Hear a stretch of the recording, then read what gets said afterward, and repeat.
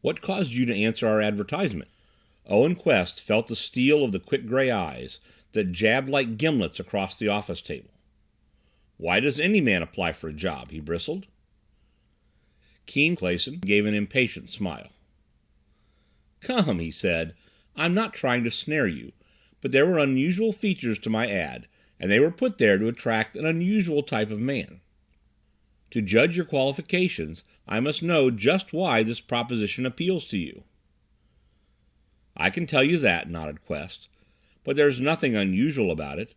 In the first place, I knew that Clayson Research Corporation is the leading concern of its kind in the country. In the second place, this seemed to offer a way to obtain a substantial sum of money quickly. Good, said Clayson. And you feel that you have all the necessary qualifications? Decidedly.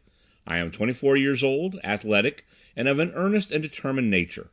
Moreover, I have no family ties, and I am willing to run any reasonable risk in order to improve the condition of my fellow men. Clayson smiled his approval. You say you need money. How much immediately? Quest was unprepared for the question. $1,000, he ventured. Without hesitation, Clayson counted out 10 $100 notes from his wallet and laid them on the table. There's your advanced fee. You ready to go to work immediately, I hope? Certainly, stammered Quest. Stunned by the swiftness of the transaction, he sat staring at the money that lay untouched before him. To accept it would be like signing an unread contract, but he had asked for it. To refuse it was impossible. Even to delay about picking it up might arouse Clayson's suspicion. Already the latter had turned away and was opening the door of a steel cabinet. Quest had 1 second in which to reach a decision. He crammed the currency into his pocket. With delicate care, Clayson set 2 objects on the table. One looked to Quest like a miniature broadcasting tower or a mooring mast for lighter-than-air craft. The other was a circular vat of some black material, probably carbon. Within it, a series of concentric tissues were suspended from metal rings, and in a trough outside ranged 4 stoppered flasks containing liquids of as many different colors. Look at these models carefully, said Clayson. They represent 2 of the most remarkable discoveries of all time. The one on your left is the most destructive weapon known to man. The other I consider the most constructive discovery in the history of science. It may even lead to an understanding of the nature of life and of the future of the spirit after death. Both of these were developed by my brother Philip and me together, but we have disagreed about the use to which they shall be put. Philip, the inventor dropped his voice to a whisper, wants to sell the secret of the death projector, the tower there, as an instrument of war. If I should permit him to do that, it might lead to the destruction of whole nations. How? Demanded Quest. I've heard of a device called the death ray. Is this it? No, no, said Clayson contemptuously. Even in a perfected state, the ray would be a child's toy compared to the projector. This is based on our discovery that invisible light rays of a certain wavelength, if highly concentrated, destroy life, and our additional discovery that if these are synchronized with short radio waves, the effect is absolutely devastating. We obtain the desired concentration of invisible light by using a tellurium current filter under the influence of alternate flashes of red and blue light. The projector can literally blanket vast areas with death, up to a top range of at least 500 miles. Just picture to yourself what this means. In a space of 10 minutes, 2 men can lay down a circle of destruction 1,000 miles in diameter, or they can cut a swath 500 miles long in any desired direction. Have you ever proved it? Demanded Quest skeptically. Yes, young man, we have, snapped Clayson. Right here in the laboratory, but on a minute scale, of course. However, there's no time to demonstrate now. The point is that my brother is determined to sell if he can obtain his price for the invention. He argues that instead of bringing disaster upon the world, this machine will forever discourage war by making it too terrible for any civilized nation to consider. In spite of my opposition, he has opened negotiations with an ambitious Balkan power. He may actually close the sale at any moment. However, Clayson drew a deep breath. You see this other device. Simple as it appears, it is the key to the whole situation. We can use it, you and I, to overcome Philip's will and prevent this unthinkable transaction. The two of us can do it.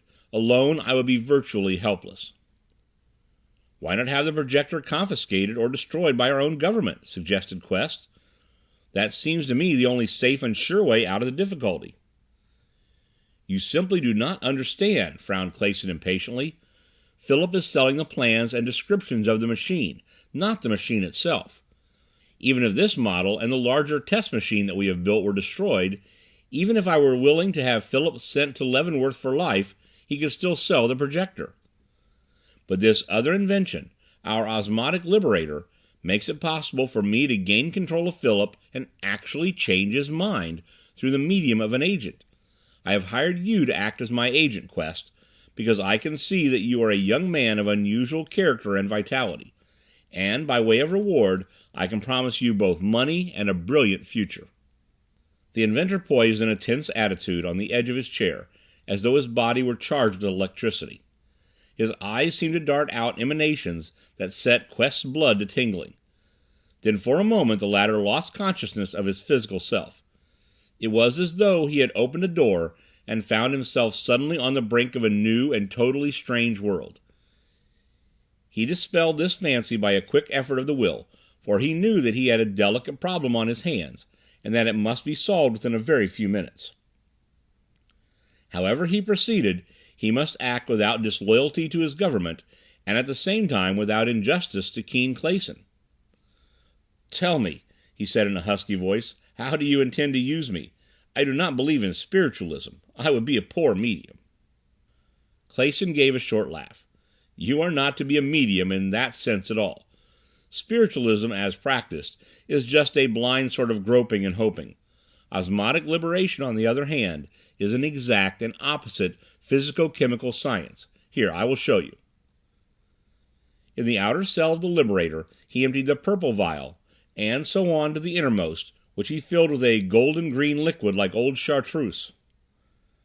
The separating membranes, you understand, are permeable by these complicated solutions. Each liquid has a different osmotic pressure, and therefore should, under normal conditions, interchange with the others through the membranes until all pressures are equalized. I prevent such interchange, however, by maintaining an anti-electrolysis which retards ionization and thus builds up what might be called osmotic potential. Now if an agent, yourself for instance, submerges himself in the central cell, at the same time maintaining a physical contact with his control at the surface of the liquid, and if then the osmotic potential is suddenly released by throwing the electrolytic switch, the host of ions thus turned loose in the outer compartments make one grand rush for the central solution which contains the cathode. Under these conditions, your body becomes a sort of sixth cell, and your skin another membrane in the series. Properly speaking, however, you are not a part of the electrolytic circuit, but are merely present in the action. Your body acts as a catalyzer, hastening the chemical action without itself being affected in any way. Physically, you undergo no change whatever, but in some strange way which is, like life, beyond analysis, your mind flows out into the solution, while your unaltered body remains at the bottom of the tank in a state of suspended animation. If no control is present, all that is needed to return your mind into your body is a throw of the electrolytic switch back to negative, whereupon you emerge from the tank exactly as you entered it. But with your control present, and in contact with your submerged body, your mind, instead of remaining suspended in the solution, flows instantly into his body and resides there subject to his will.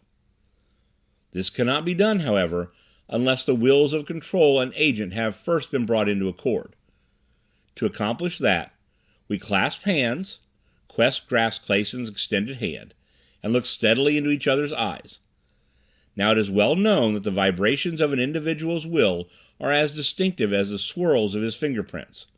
What is not so well known is that the frequency of vibration in one person can be brought into accord with that in another.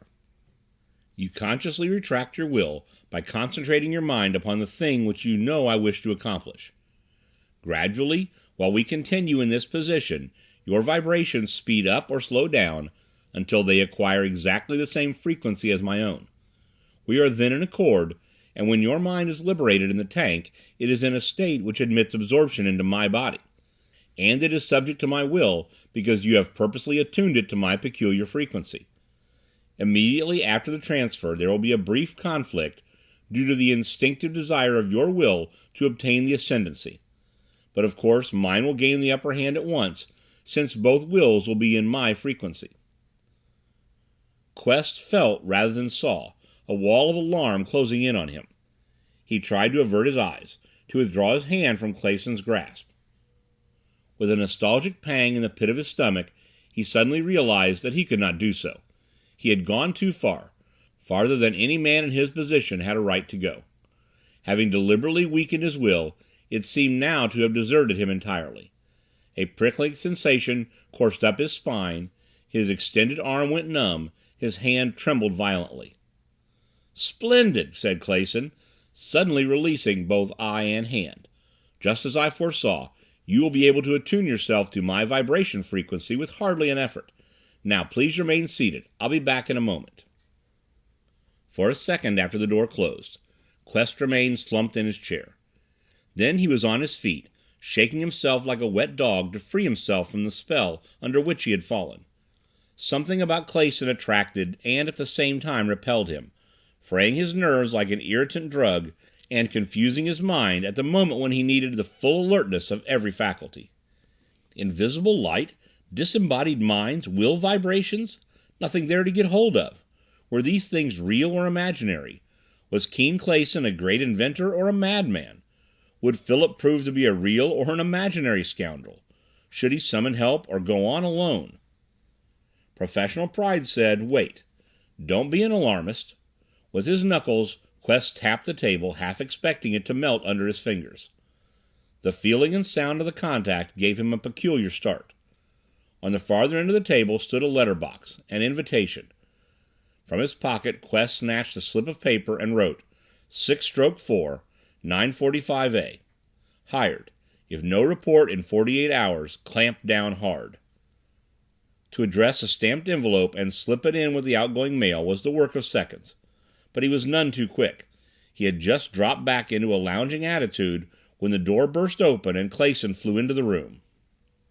"We must act instantly," hissed the inventor. "Philip plans to close the transaction within a day." In spite of himself, Quest jumped upright in his chair. Clayson tapped him on the shoulder reassuringly. "It's all right," he smiled. "I'm ready for him.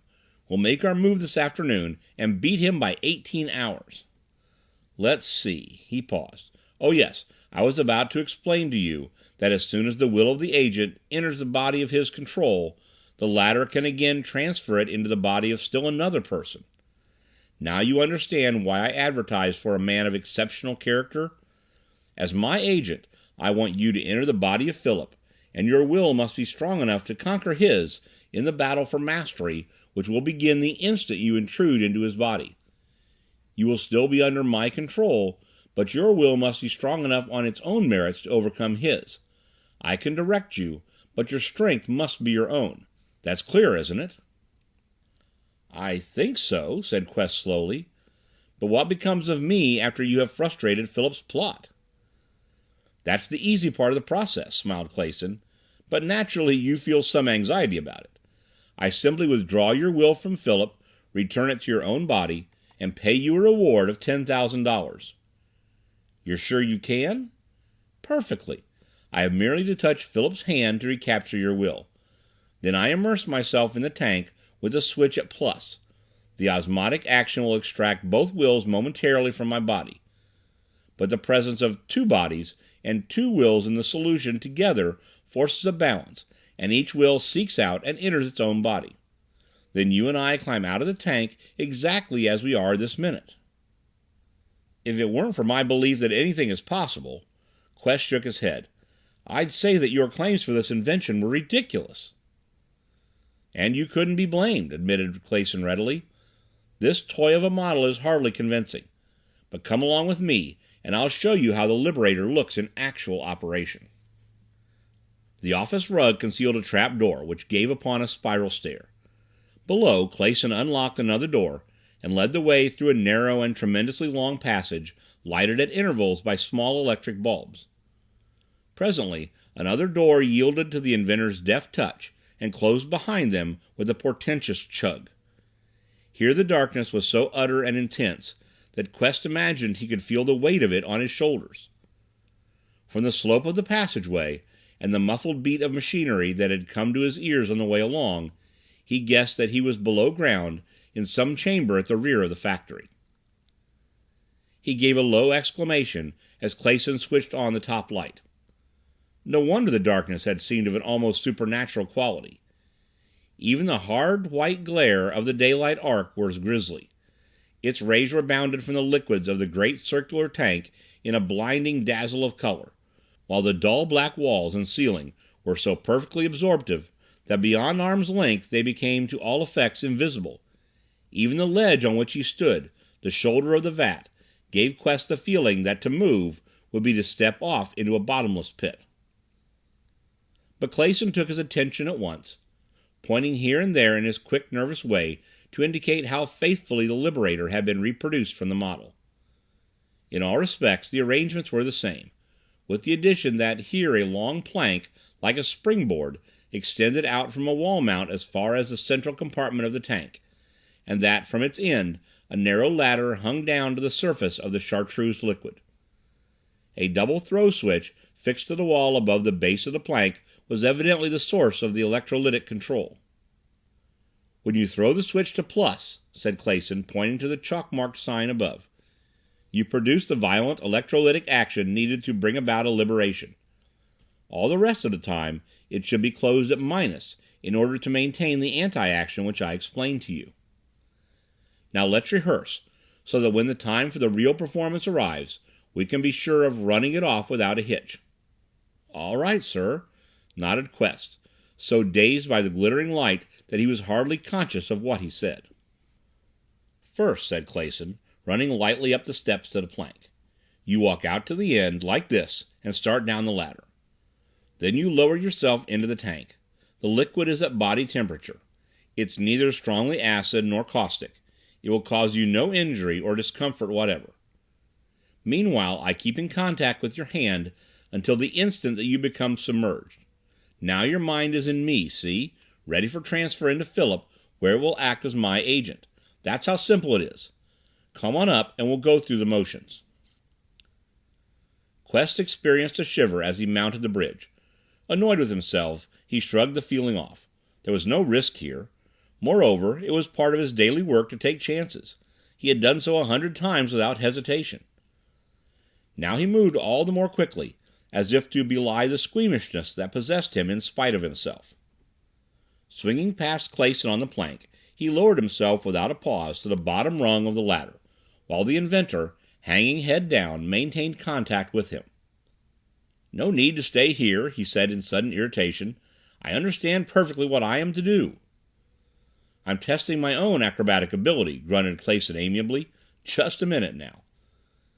He wriggled as if trying to adjust himself to a better balance, but in reality to mask the motion of his free hand with which he reached up and pressed a button in the side of the plank. Instantly the structure, pivoting downward on its wall socket, plunged Quest to the waist in the osmotic solution. "For God's sake, get out of the way!" he shouted, trying to wrench his hand out of Clayson's sinewy grip. "Let go, I tell you!" But Clayson clung like a leech, his teeth gritted under the strain. Again the plank lurched downward, and with a violent splash, Quest vanished below the surface. Quick as a cat, Clayson scrambled up the ladder and back to the base of the plank, where he erased and interchanged the chalk-marked signs with which he had misled Quest.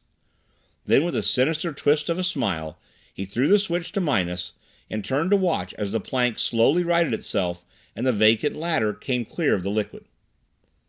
For some time he stood staring at the gleaming colored rings of the dissociation vat like some witch over her cauldron, his lips working, his hands clasping and unclasping like the tentacles of some sub-sea monster.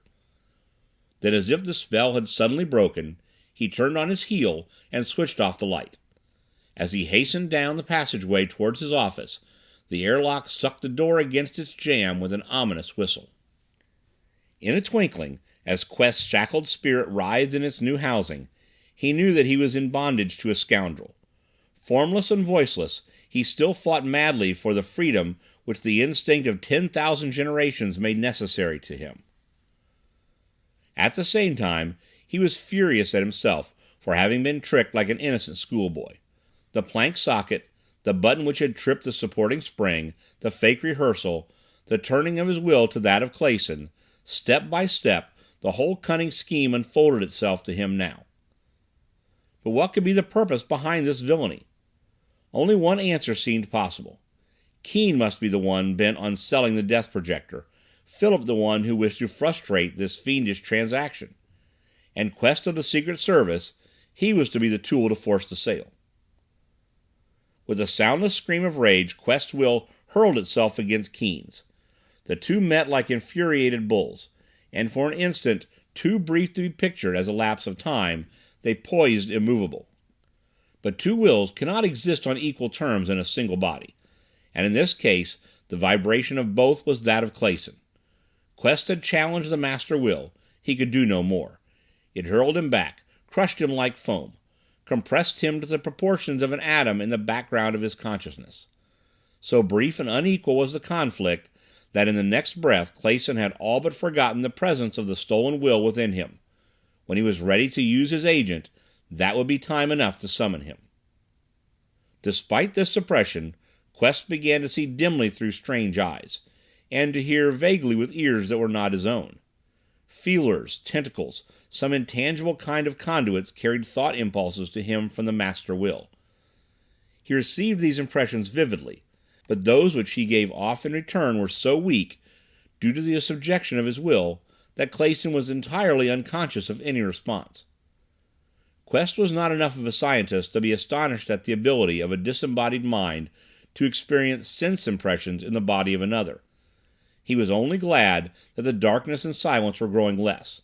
Very, very slowly he was awakening to a new kind of consciousness, the consciousness of another person's self. He hated and loathed that self, yet it was better than the awful blankness that had gone before. Suddenly, as light grew brighter and sound more clear and definite, a new element entered, the element of hope. At first it was feeble. Its only suggestion was that sometime, somehow, he might escape this prison. But it was like water to a parched plant. It caused his will to expand, to extend its feelers, to press up a little more bravely against the crushing pile of the master will. Now another surprise sprang upon him. He was moving. That is, Clayson's body was moving in some kind of conveyance, which was threading its way through crowded streets. Stores, buildings, buses, people. Quest remembered them all distantly as things he had known thousands of years ago. The driver turned his head, and his profile seemed vaguely familiar. Now a rush of foreign thoughts drowned out his own. They were a sort of overflow from the mind of Clayson. They thronged along the conduits that bound the two wills together, but only Quest was conscious of the movement. Keene's mind was on his brother Philip. That much was particularly clear. And there was something about a phone call. Yes, Keene had telephoned to the police, disguising his voice, refusing to divulge his name. He had said that a man by the name of Philip Clayson was in trouble, and had told them where to find him. Then the police had telephoned the factory, and Keene had pretended astonishment and alarm at the news. That's why he was here now. He was on the way to confer with the police. And he was chuckling because he had fooled Quest and the police, and because now the $100 million was almost in his grasp. Cutting in close, the car turned a corner and drew up before one of a row of loft buildings in a section of town which Quest failed to recognize. As Clayson stepped to the sidewalk, Quest was more painfully aware than ever of his powerlessness to influence by so much as the twitch of a muscle the behavior of this hostile body in which he had permitted himself to be trapped.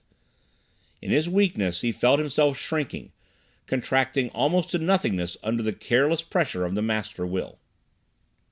Clayson glanced casually at his watch, and three men converged toward him from as many directions.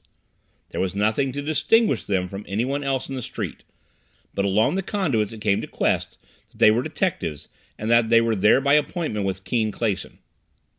"What floor?" asked the latter, with an excitement which Quest felt instantly was pure pretense. "Are you sure they haven't spirited him away?" "Don't worry," replied the leader of the detectives. "The alley and roof are covered. We'll take care of the rest ourselves."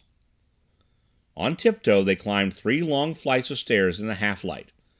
Clayson held back, as if in fear. He was a good actor, and Quest felt the shrinking and hesitation of his body as he crouched and slunk along in the wake of the detectives, pretending terror at what was about to happen, though he knew, and Quest knew he knew, that there would be no resistance up there, that Philip would be found alone exactly as he had been left by Keen's hired thugs. On the top landing, Burke, the leader, paused to count the doors from front to rear. "This is it," he whispered to the bull-necked fellow just behind him. The other nodded and crouched back against the opposite wall, while his companions placed themselves in position to cross-fire into the room the moment the door gave way. Quest longed for the power to kick his hypocrite of a master as he still held back, cowering on the stairs, playing his fake to the limit. Then the door flew in with a splintering shriek under the charge of the human battering ram, and across it hurtled the other 2 detectives in a cloud of ancient dust. "Here he is!" someone shouted. "Phil! Phil!" Keen Clayson's voice fairly quavered with sham emotion as he ran into the room and threw himself at the man tightly bound to an upholstered chair, which in turn was wedged in among other articles of stored furniture. But Philip was too securely gagged to reply, and as Burke slashed the ropes from across his chest, he dropped forward in a state of collapse. Stretched on a couch, he soon gave signs of response as a brisk massage began to restore the circulation to his cramped limbs. Suddenly he sat up and thrust his rescuers aside. "What time is it?" he demanded with an air of alarm. 1 o'clock, replied Keene before anyone else could answer, patting his brother affectionately on the shoulder, while within him Quest writhed with indignation.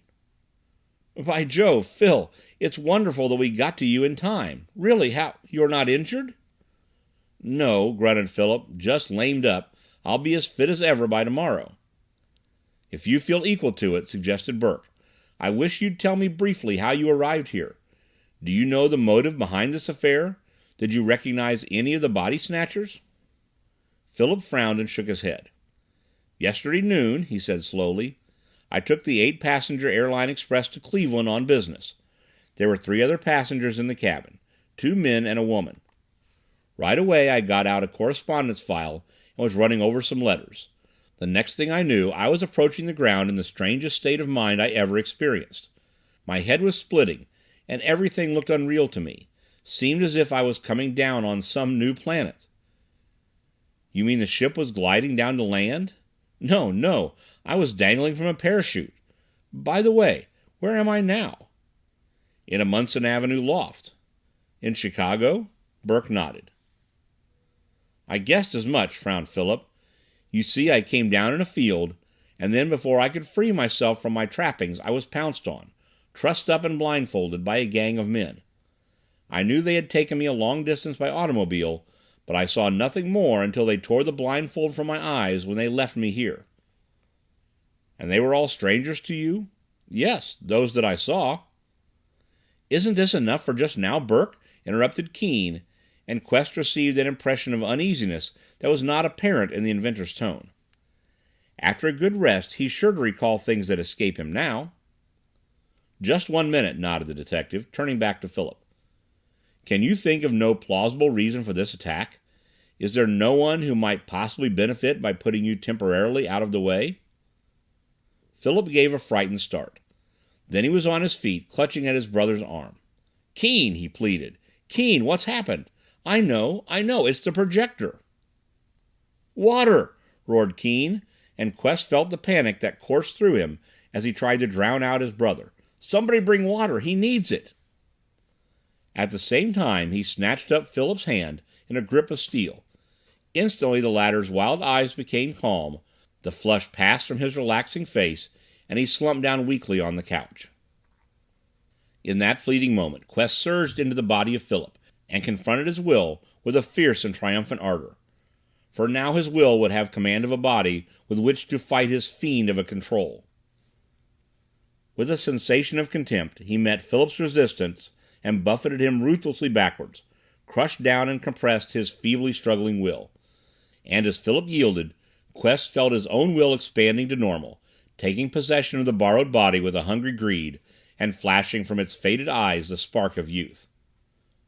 Burke stared in amazement at the kaleidoscopic rapidity of the changes in the rescued man's expression.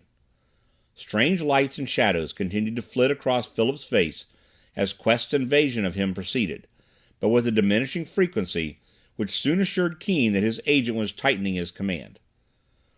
The younger of Burke's aides stood fascinated, his mouth agape. The other spoke guardedly to his superior. "Dope, eh?"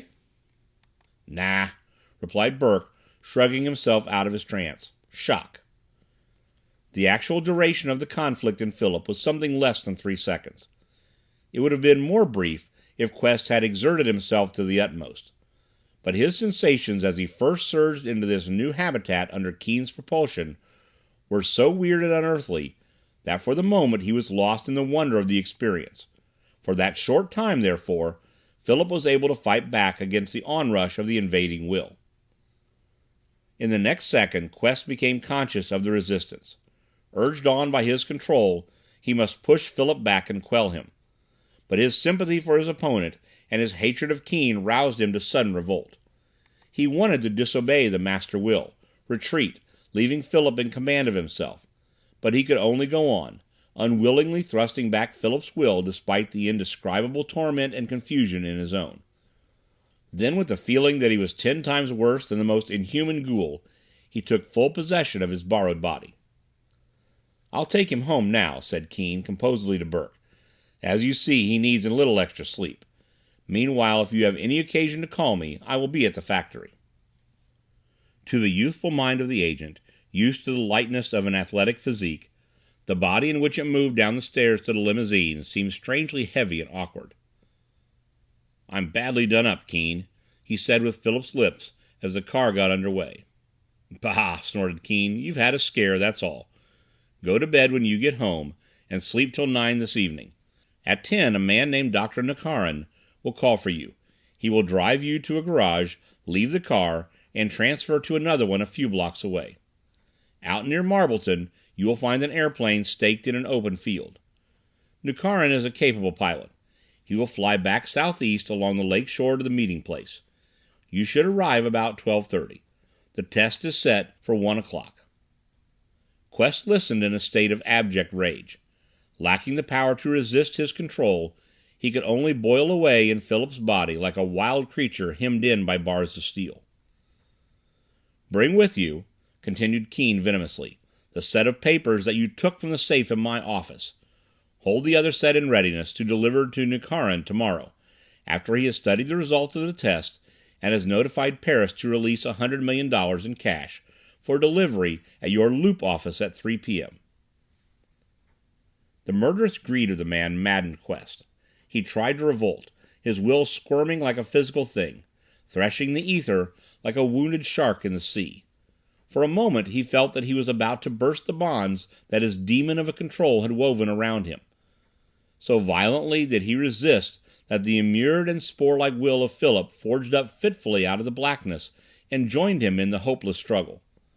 But along the attenuated conduits that still chained Quest to the master will, Keene caught the impulse of the mutiny, and his eyes darted flame as he countered with a will shock that paralyzed his unruly agent. "Listen, you whimpering dog," he snarled. "Think as I tell you and nothing more. You are going to apologize to Dr. Nakarin for your previous unwillingness to sell the projector. You are going to tell him that I am at fault, that I held out, but that you found a way to force my compliance. You understand?" Quest could find no words. With Philip's head, he nodded meekly. Just then the car stopped, and the chauffeur threw open the door. Dr. Nakarin flew high despite the masses of cumulus cloud which frequently reduced visibility to zero. He had merely to follow the rim of the lake to his destination, and an occasional glimpse of the water was sufficient to hold him on his course. In the back seat hunched Philip, his body crumbling under the weight of Quest's despair.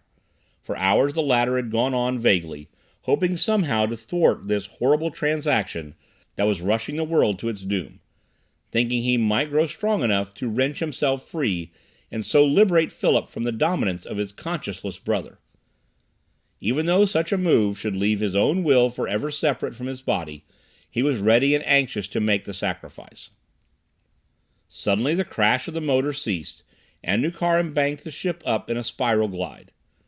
Quest had never been in the air before, and the long whirl down into the darkness on this devil's errand was to him as eerie as a ride to perdition in a white-hot projectile.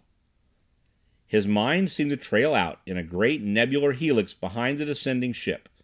He felt that he had suddenly crossed some cosmic meridian into a new plane of existence, where he was changed to a gas, yet continued capable of thought. But even here his obsession remained the same. Keene Clayson, trickster, traitor arch-criminal, must be destroyed. "I'll get him," vowed Quest, in words that were no less real for being soundless. "I'll trail him to the end of space and bring him to account." Then wheels touched earth, and the cold bare facts of his destiny rushed in on him with redoubled force. He felt the nearness of his control seconds before he perceived him through the eyes of Philip.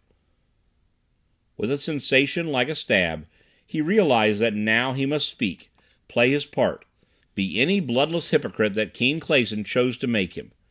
The silent order surged down the conduits promptly enough. He responded as an automaton obeys the pressure of a button.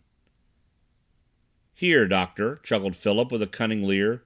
"Here's the magic tower, just as I promised you. We'll run it up in a jiffy. This test is going to be so vivid and conclusive that not even a hard-headed skeptic like you can raise a question." "You misunderstand me," returned Nukarin in an injured tone. "So far as I'm concerned, this procedure is only a formality, but it is none the less necessary. Suppose that I should spend 100 million of my government's money and the purchase prove worthless. You may guess that my folly would cost me dear." Keene Clayson was waiting on the platform of a great truck, the motor of which was idling. All the apparatus was in readiness except that the 3 demountable sections of the tower had yet to be run up into position.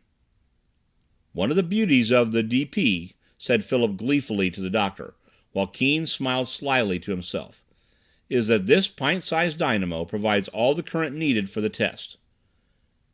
We picked the power for our radio right out of the air by means of a wave trap and mensurator invented by this bright little brother of mine," and he clapped Keene patronizingly on the back.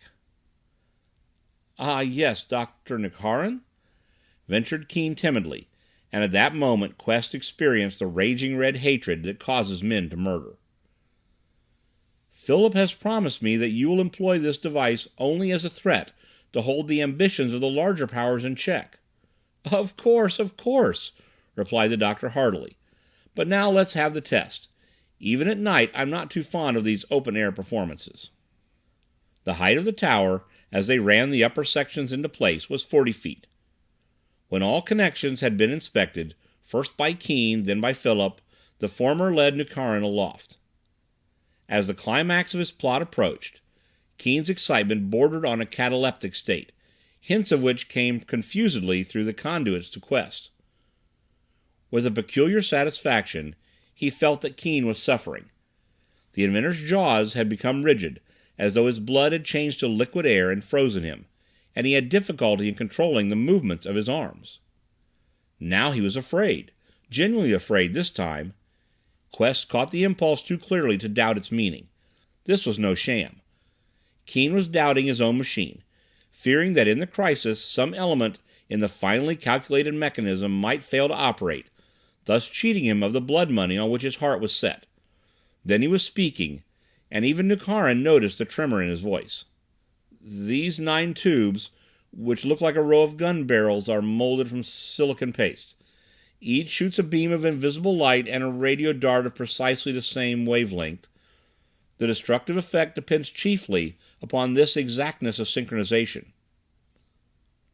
"A question occurs to me," said the doctor. "Will others be able to manipulate the machine as successfully as you can?" "It's foolproof," chattered Keene, almost losing control of his voice. "Absolutely foolproof. Surely you have scientists in your country who can follow written directions. Nothing more is necessary." "Very well," shrugged Nukarin. "I only want to be sure that no unforeseen difficulties may arise in an emergency." See this range setter?" continued Keene. "The thread on the vertical shaft enables us not only to limit the range by angling the beams into the ground, but it can also be disengaged and the projector revolves in a flat circle for maximum ranges." "And is there no danger of the machine going wrong, of destroying itself and us?" suggested Nukharin. "None whatever, Doctor. There is no explosive force and no great electrical voltage involved. As long as we stand back of the muzzles, we have nothing to fear. Now look, I have set the micrometer at 300 yards, which will just about cover the stretch between ourselves and the lake. I will cut a swath for you, and every bush, every blade of grass, every insect in this swath will be withered to ash in the twinkling of an eye. The destruction will be absolute." "Please proceed," said Nukharin grimly. Keene pulled a lever in its slot, then pressed it down into its lock as his projection battery swung lakeward at the desired angle. Then with one hand poised on another lever, he pressed an electric button. At the controls below, a bulb flashed on and off. The signal was superfluous, for already Quest had received the silent command from his master will. An icy dread fastened on him. He must obey the unspoken command. He had no will of his own with which to resist. The test would be a success. The projector would be sold. The world would be turned into a shambles. And he, Owen Quest, would be the destroyer, the murderer, the weak fool who made this horror possible. All this flashed through the agent's mind in the fraction of a second that it took him to extend Philip's hand, close the switch of the dynamo, and snap on the alternating lights in the housing over the tellurium filter. For an interminable 5 seconds he waited, in a ferment of revolt which the paralysis of his will made it impossible to put into action. Then again the command pulsed within him, the signal bulb flashed, and he reversed his motions of the moment before. Cold sweat cascaded down Philip's face as Quest felt the ladder vibrating under descending feet. He longed for the power to hurl Keene Clayson to the ground and turn the projector upon him. But with an awful irony, the master will forced him to his feet, and to speak in a tone that withered the manhood within him. "Come," said Philip, in a triumphant tone to Nukharin, "and I will show you that Clayson inventions perform as well as they sound." Flashlight in hand, he started toward the lake with Nukharin and his brother close behind him. 20 paces, and the long meadow grass suddenly vanished from beneath their feet. "See that?" whispered Philip excitedly, waving the light from side to side to show the 40-foot swath that stretched away before them. Not a trace of life left, not a blade of grass, nothing but dust. The only response was a gurgling sound that issued from Nukharin's throat. "Look!" Quest formed the word with Philip's lips under the urge of the master will. "Here was a tall bush. What do you see now? Just a teaspoonful of ash. When you examine the remains by daylight, you will find that even the root has disintegrated to a depth of 2 feet. "Enough of this!" croaked Nukharin in horror. "The deal is closed." His face was convulsed with fear. Without another word he whirled about and fled towards his airplane. Philip gave a start as if to follow. "Halt, you slob!" growled Keene, whose composure had returned with the successful outcome of the test. "I have use for your company, even though you are as great a coward as our Slavic friend." Coward! The epithet stung Quest like a flaming goad. One of the fine intangible lines that bound him under the will of Keene Clayson severed, and his own will exploded into action like a thunderbolt. With startling agility he whirled Philip about, the flashlight clubbed in his hand. But Keene was quicker still. A clip on the wrist sent the weapon flying. Then Philip reeled backward from a kick in the stomach, and his clutching hands beat the air as he sank unconscious in the dust. With a violent tug, Quest lifted Philip's body to a sitting position. The phone was ringing, and by the pull on the will fibers he knew that Keene was at the other end of the wire. Philip's body was falling under the strain of the part it was forced to play, and the blow of the night before had further weakened it. Now he sat rocking his head painfully between his hands. But Quest lifted him to his feet by sheer will, and he staggered across the room. "Hello," he said in a hoarse voice. "Get the hell out of here to the factory," rasped Keene, and the crash of the receiver emphasized the command. It was 1 o'clock as Philip whirled his sedan into Olmsted Avenue. At 3, reflected Quest as the car scorched over the pavements, he must be at the downtown office to deliver the papers and receive the money. Then he was face to face with Keene, reeling dizzily at the hatred that blazed from the latter's accusing eyes. "Double-crossed me, eh?" The voice was a low snarl, and as he spoke, Keene thumped the extra outspread on his desk. "But you're not going to get away with it, neither of you." Dismay, hope, dread, wonder robbed Quest of the power to speak. But he whirled around behind the desk with such unexpected violence that Keene staggered back in alarm. Then he was devouring the screaming headlines of the newspaper. 3 seconds, like a slow exposure, and every word of the Record's great scoop was etched upon his mind as if with caustic. Doom launched adrift on lake. Physician baffled by condition of 5 bodies found in craft. Blighted area on shore said to have bearing on tragedy.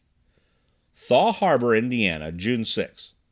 5 Chicago sportsmen, most of them prominent in business and society, perished in the early hours this morning while returning in the launch of A. Gaston Andrews from a weekend camping party near Hook Split on the Michigan shore. The boat was towed into this port at daybreak by the interlake tug Mordecai after being found adrift less than a mile offshore. According to Captain Goff of the Mordecai, the death craft carried no lights and he barely avoided running her down.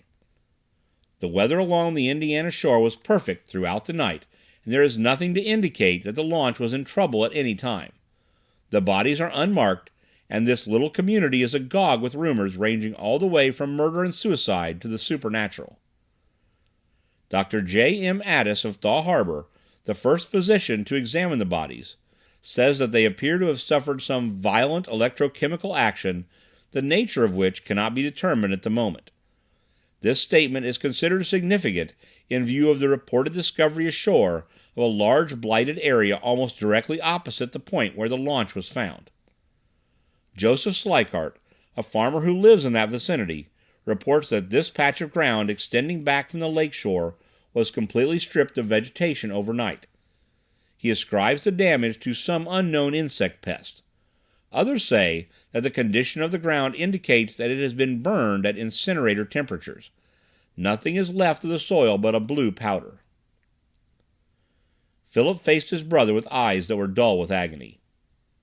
"You have made me a murderer!" Quest forced out the words in painful gasps. But Keene snapped back at him like a rabid dog. "You did it! You did it yourself! You tampered with the projector. You tried to spoil the test. You changed the range. You tried to kill me, and instead you killed these others. And you're going to pay, both of you. You hear me? You're going to pay." His voice mounted the scale to a scream. It was a wail of unreasoning terror, the dread of exposure, of the fear that he would fail to collect the fortune now so nearly in his grasp. The accident that had jarred his well-laid plans had unnerved him. Frantically, Quest strove to answer him, to explain his utter subjection as agent, to say that if he had possessed the will to oppose or trick him, he would have turned him over to the police, or might even have killed him at the very outset. But in his frenzy, Keene had so tightened his control that Quest was speechless. Now he tried to substitute gesture for words, but Philip was rooted to the spot like a statue. Even his hands were immovable. He might have remained in this state indefinitely, had not Keene's fears withdrawn his mind from his immediate surroundings. Momentarily he forgot Quest, Philip, everything but himself and his predicament. And in the instant that his vigilance relaxed, Quest's enslaved will experienced a sudden lease of strength and hope. Independently of his control, he found that he could move Philip's hands, could take a faltering step. But now what to do? How might he fan this feeble spark of volition to sufficient strength for decisive resistance?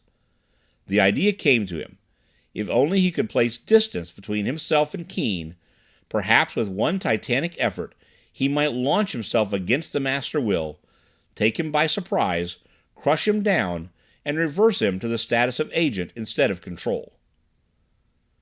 With infinite effort, Quest forced Philip's body step by step across the room. He must reach that window, get a signal of distress to someone in the street. But Keene began to sense a mutiny. He followed. He crossed the floor with slinking tigerish steps and snaking body. His wet lips writhed back over his teeth, and his contorted features wove the leer of the abyss. Now, as his control drew physically near, Quest felt his might of strength ebbing fast. Slowly Keene reached up with his clawed fingers and grasped the agent by the arm. "Remember," he hissed, "if these deaths are traced to us, you break down, you confess, you take the blame. You paint me lily white. You describe the cowardly means by which you molded me to your will. You plead only for a quick trial and the full penalty of the law. You understand?" Quest made no reply, but he understood all too well the hideous intention of his betrayer. What a fool he had been to imagine that Keene Clason would ever restore him to his body. Philip to the chair, Quest a homeless spirit wandering in space, and for the body at the bottom of the tank, the brief regrets of the department. A sudden rushing sound filled the air with a sense of action and alarm. 2, 3, 4 speeding automobiles swung in recklessly to the curb and shrieked to a standstill under smoking brakes. Men leaped out and deployed on the run to surround the factory. Keene darted to the door and twisted the key. "Come on!" he spat at Philip as he snatched back the rug and threw open the trap door. The command galvanized Quest to action. In 2 bounds he had Philip on the stairs. A heavy impact rattled the office door just as he dropped the trap into place over his head. Then, infected with Keene's panic, he was running down the passageway like mad.